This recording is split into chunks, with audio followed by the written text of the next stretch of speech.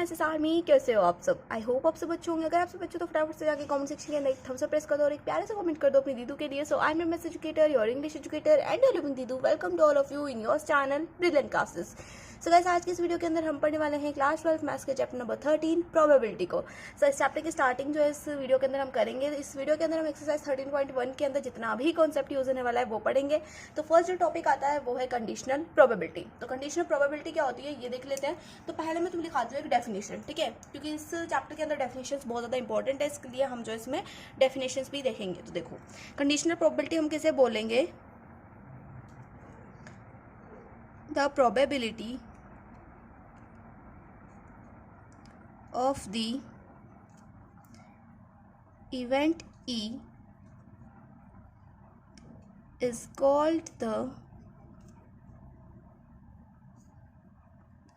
conditional probability।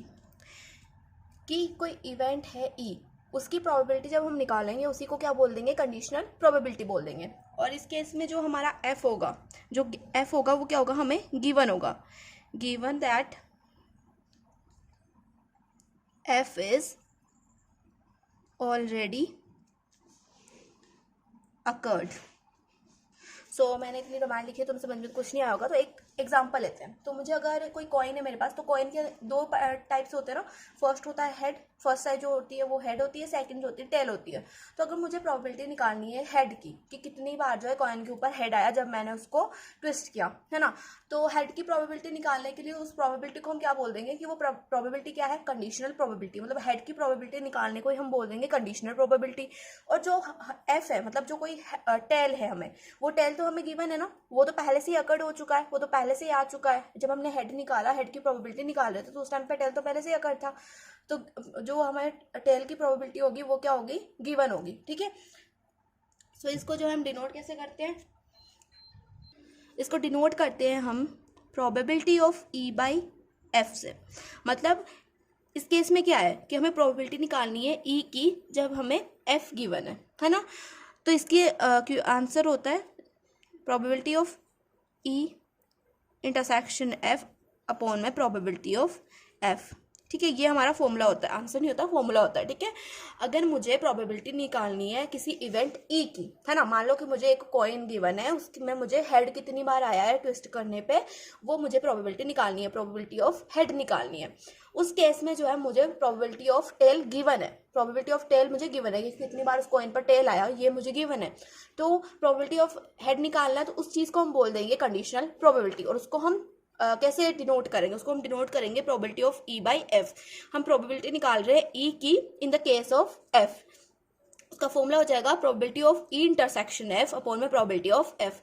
अब मुझे intersection का मतलब तो बताने की जरूरत नहीं है, क्योंकि हमने क्लास 11th सेट्स चैप्टर के अंदर इसको पढ़ लिया था। इंटरसेक्शन, यूनियन वगैरह हमने पढ़ लिया था ना। वही चीजें जो है अब इसमें के अंदर यूज होने वाली है। तो बस ये एक फॉर्मूला है जिससे तुम्हारी एक्सरसाइज 13.1 कंप्लीट होने वाली है। तो इस फॉर्मूला को रट लो कि अगर हमें प्रोबेबिलिटी ऑफ एफ गिवन है तो प्रोबेबिलिटी ऑफ ई कैसे निकालेंगे हम? Probability of E intersection F upon में प्रोबेबिलिटी ऑफ एफ करके, है ना। अब ऐसे ही अगर मुझे प्रोबेबिलिटी ऑफ एफ निकालनी हो इन द केस ऑफ ई, मुझे प्रोबेबिलिटी ऑफ एफ निकालनी है, उसको मैं कंडीशनल प्रोबेबिलिटी बोल रही हूँ, और ई मुझे क्या है? गिवन है। इस केस में क्या होगा? Probability of F intersection E होगा, है ना। और नीचे डिवाइड किससे होगा? प्रोबेबिलिटी ऑफ ई से डिवाइड होगा, ठीक है। तो दोनों फॉर्मूलाज तुम एक बार याद कर लेना, और यही इंपॉर्टेंट है। कंडीशनल प्रोबेबिलिटी ही इसमें काम आने वाली है 13.1 के अंदर, और इससे ज़्यादा तुम्हें कुछ नहीं करना। और ये दोनों तीनों चीज़ें तुम्हें गिवन होंगी, ठीक है। अब इसके बाद में आती है कुछ प्रॉपर्टीज, है ना। Properties of conditional probability. अब कंडीशनल प्रोबेबिलिटी की कुछ प्रॉपर्टीज पढ़ेंगे, और प्रॉपर्टीज में भी क्या है यार, कुछ फॉर्मूलाज पढ़ेंगे, है ना।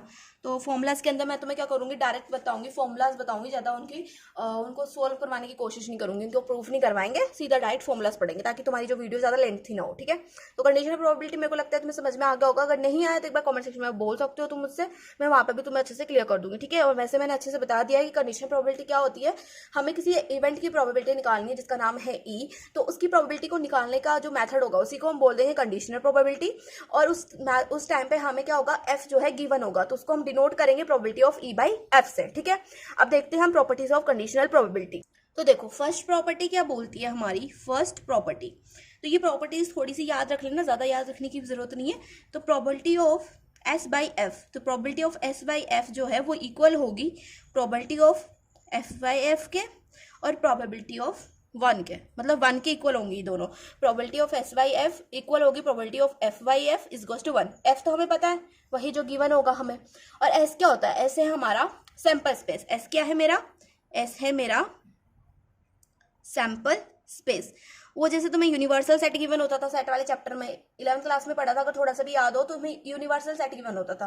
यूनिवर्सल सेट के अंदर क्या होता था, सारे सेट आ जाते, चाहे वो कोई सा भी सेट हो, वो सारे सेट क्या आ जाते थे, यूनिवर्सल सेट के अंदर आ जाते। इक्वल सेट हो, नल सेट हो, फाई सेट हो, सारे सेट क्या आते थे, यूनिवर्सल सेट के अंदर आते थे। मतलब यूनिवर्सल सेट क्या था, एक तरह से यूनिवर्स था पूरा, जिसके अंदर हर चीज आ रही थी, हर प्लैनेट आ रहा था।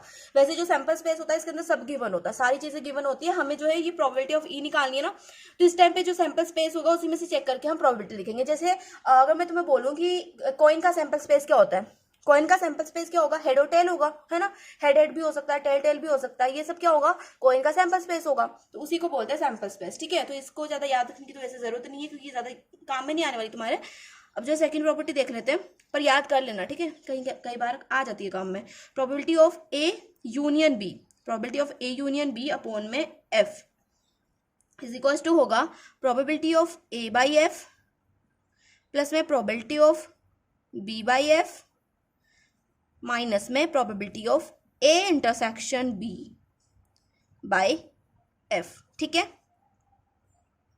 ये है formula, probability of A union B upon F की वन है, तो उसके फॉर्मूला क्या होगा, probability of A by F plus में probability of B by F minus में probability of A intersection B by F, ठीक है। तो ये सेकेंड प्रॉपर्टी थी हमारी।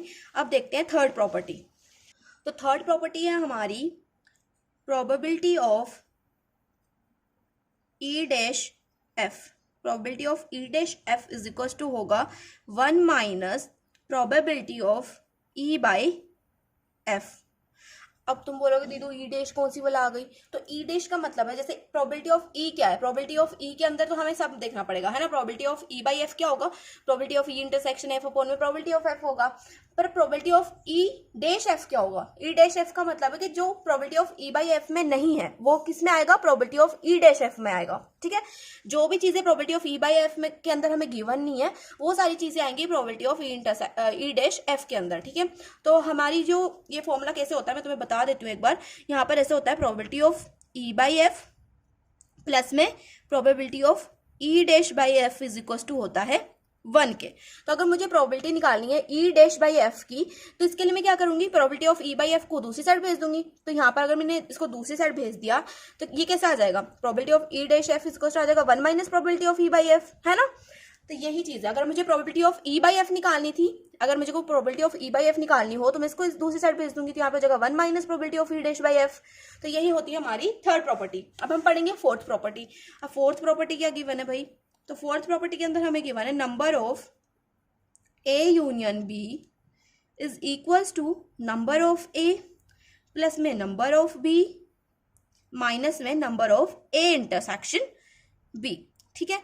तो number of A union B कैसे निकालते हैं, नंबर ऑफ ए प्लस में नंबर ऑफ बी माइनस में number of A intersection B करके, ठीक है। तो यहाँ पर हमारी फोर्थ प्रॉपर्टी भी कंप्लीट होती है, और यही प्रॉपर्टीज हमें पढ़नी थी एक्सरसाइज 13.1 के लिए, है ना। तो कंडीशनल प्रोबेबिलिटी की इतनी ही प्रॉपर्टीज है, ये हमने कंडीशनल प्रोबेबिलिटी पढ़ ली, ये हमने उसकी प्रॉपर्टीज पढ़ ली। तो यहाँ पर हमारा जो इंट्रोडक्शन है 13.1 के लिए वो सारा कंप्लीट होता है। अब हम देखेंगे एक्सरसाइज 13.1 और वो देखेंगे नेक्स्ट वीडियो के अंदर। तो यहाँ पर इस वीडियो को एंड करते हैं। अगर वीडियो अच्छी लगी तो वीडियो को लाइक कर देना, और अगर कोई भी डाउट हो, कोई भी क्वेरी हो तो वो मुझे जो है तुम पूछ सकते हो कमेंट सेक्शन के अंदर, ठीक है। तो यहाँ पर हम इस वीडियो को एंड करते हैं, ताकि जो है तुम अगर किसी बच्चे को जो है सिर्फ कॉन्सेप्ट पढ़ना है तो ऐसे वीडियोस देख के पढ़ सकता है ना। तो ज्यादा लेंथी वीडियो भी नहीं होगी और तुम्हें डर भी नहीं लगेगा खाए इतनी लेंथी वीडियो पढ़नी पड़ेगी, है ना।